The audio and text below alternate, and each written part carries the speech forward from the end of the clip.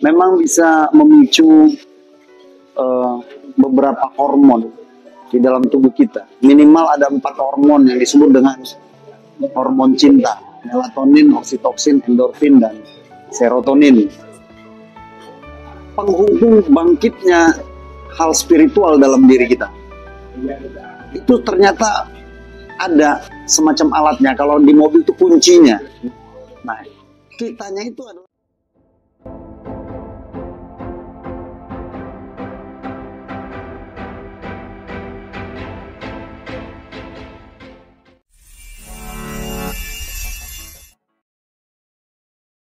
dari napas itu keren ya ternyata ya. ya banyak manfaatnya soalnya. Penjelasan ilmiahnya gimana? Mengapa? Kenapa yang terjadi ketika kita melakukan itu? Kenapa begitu banyak orang yang melakukan itu bisa berubah gitu? Fisiknya, spiritualitasnya. Technical scientificnya saya mungkin tidak bisa menjelaskannya secara detail ya. Tetapi secara general, tarikan napas dan hembusan nafas, exhale and inhale itu memang bisa memicu beberapa hormon di dalam tubuh kita. Minimal ada 4 hormon yang disebut dengan hormon cinta: melatonin, oksitoksin, endorfin, dan serotonin. Nah, ketika itu aktif, pertama kita bisa jadi lebih tenang. Saraf-saraf kita bekerja lebih tenang. Kita lebih eling kalau bahasa Jawa, lebih sadar, lebih cepat memahami keadaan sekeliling kita.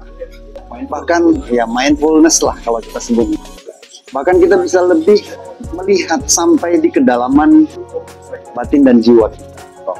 Banyak persoalan dan masalah timbul di bumi ini sebetulnya bukan karena kita tidak mengerti eksternal kita. Ilmu pengetahuan menyumbangkan itu dengan berbagai kajian. Logos, logi itu semua memberikan ilmu-ilmu terapan tentang sekeliling kita. Tapi kegagalan banyak dalam kehidupan kita ini adalah memahami kedalaman kita. Nah, kalau bahasa pendekatan agamawinya adalah hal-hal yang di dalam kita itu ruah spiritual. Nah, itu sebabnya ternyata penghubung bangkitnya hal spiritual dalam diri kita itu ternyata ada semacam alatnya. Kalau di mobil itu kuncinya. Nah, kitanya itu adalah nafas. Karena kalau di keyakinan saya, Allah semesta itu menciptakan manusia itu dari nafas hidupnya. Dan pada waktu dia mau meninggalkan kita untuk kehidupan selanjutnya di bumi ini, dalam keyakinan saya, Allah itu mengingatkan kembali. Dia katakan begini: terimalah ruahku. Dia hembuskan nafasnya kepada murid-muridnya, orang-orang yang mempercayai. Nah, kenapa di awal dan diakhiri dengan itu? Itu artinya awal kehidupan kita, bahkan akhir kehidupan kita, kuncinya ada di nafas kita. Nah, nafas kita itu sering kita lupakan karena berjalan secara automatically. Kita hirup, kita hembuskan, kita hirup, kita hembuskan, seperti itu. Kita nggak sadar.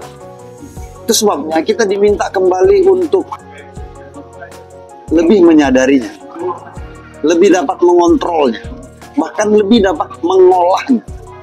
Jadi ketiga perkara ini, sadar, kontrol, kelola, itu akan menciptakan versi terbaik kita.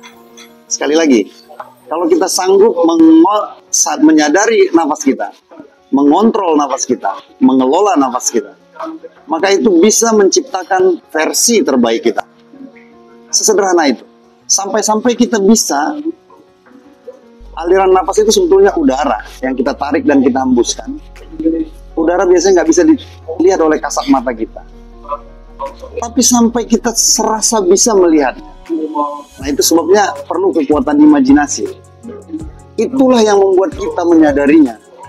Dia ada, kita tarik, kita hembuskan. Itu mempengaruhi. Tanpa sadar atau tidak kita sadari, itu mempengaruhi tubuh kita. mempengaruhi sel-sel dan saraf kita. Kita bisa menjadi seperti yang saya sebut tadi. Kita bisa jadi lebih eling, lebih peka kepada sekeliling. Bahkan kita sampai kepada tahap kita mengerti, bisa sedikit lebih mengerti apa yang akan terjadi di dalam hidup kita. Jadi kita bisa menciptakan perkara-perkara yang bernilai dan penuh insight dalam hidup kita. Saya sudah menemukan hal-hal semacam itu dan terlalu banyak kesaksian dalam hidup ini. Itu sebabnya nafas saya adalah sahabat kata-kata saya dalam doa. Saya nggak pernah mengucapkan kata-kata apapun kepada Allah kalau tidak dibarengi nafas sadar saya. Maka itu bisa membuat kita menjadi versi terbaik kita hari ini.